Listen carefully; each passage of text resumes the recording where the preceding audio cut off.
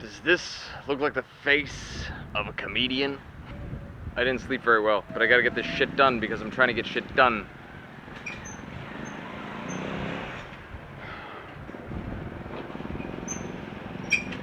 What passes for transportation around here is just amazing.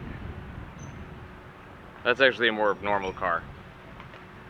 I lost a bunch of footage and I feel shitty about it. I lost 2 days worth of footage. My phone records in an MP4. Final Cut only edits in an MOV. There's different codexes. Without getting into the codexes, let's just call it MP4 MOV problem, because there's actually MOV files that Final Cut won't read because of a codex. A lot of errors. Let's just see if I can. All right, so I have to use this third-party program to take the MP4 and code it into an MOV. Again, with the codexes.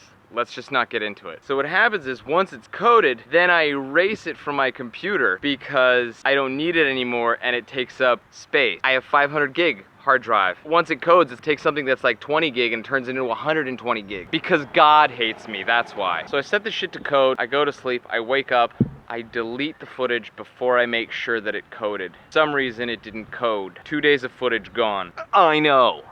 What'd you miss? What'd you miss? Oh, only Soy Cowboy, the horror-driven street in Bangkok. Man, that would have made me. You know what I mean? I was propositioned. I was the sexy man. I don't know what to tell you. The airport shots alone, I did a split screen with 4 screens on a conveyor belt. That's gone. I had this whole series shot in cartoon mode. There isn't even a cartoon mode on this camera. Gone. The main capital of Cambodia. I went for a run in the middle. You know how dangerous? Everybody sells drugs. It's like basically drugs and pimps. That's the whole thing there. Drugs and pimps, and footage gone.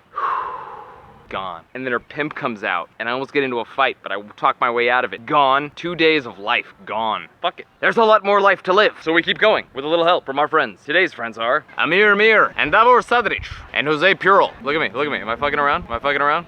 Thank you.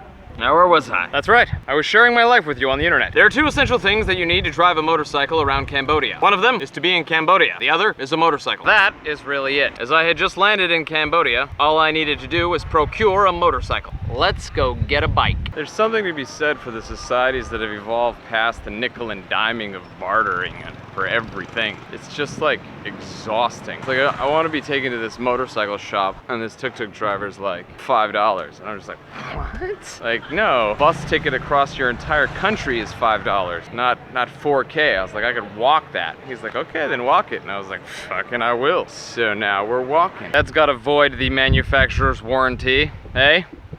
It wasn't long before I came across a young entrepreneur who had turned his motorcycle into a transportation business. Though he lacked credentials, he made up for it in discounts. After some talking and exchanges and the threat of walking, all very exhausting, by the way, he agreed to take me to the motorcycle shop, though he had no idea where it was. 3 people to bike is normal here. It's like I'm the only one not taking the crazy pill. You know what I mean? Take a look at these houses. Notice anything? I mean, anything more abnormal than usual. It's like post-apocalyptic. If the dead started walking the earth here, they would already be ready for that. House defense level expert. Now, it probably has loads to do with the civil war, dictatorship, genocide. Those things are slightly more real than the zombie apocalypse, but I'm just saying, their houses are zombie ready. Classically, my dude got lost, so we had to stop and ask for directions. Of course, no one speaks English. Complicates things. And then I pull out my camera, which complicates things even further. People just don't know how to act. I mean, you know, I tell them, act normal. And they're just like, Riverside, but I want to rent a motorcycle. To rent a motorcycle. That's what I want to do. Yeah. Finally, we got to the place, and after 0 haggling because the dude was from Australia, I was able to secure this fine motorcycle for less than $2.50 a day. Of course, now that we have the motorcycle, we must test drive it with a stranger on the back through post-apocalyptic Phanyang. I'm sure the city's name is pronounced differently.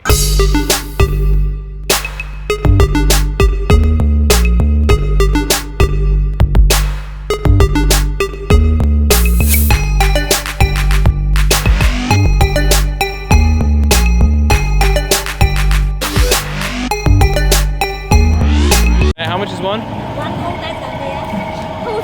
2,000 real.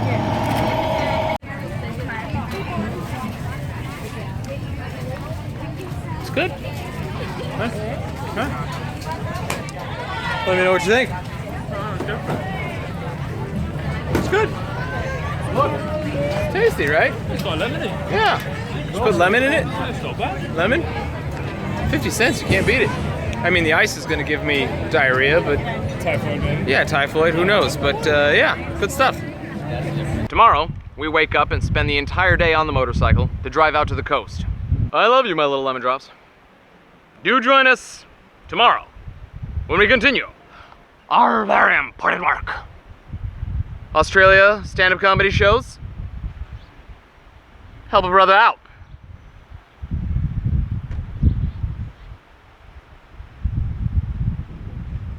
And that is pretty much how I get by. Okay, I love you. Bye-bye.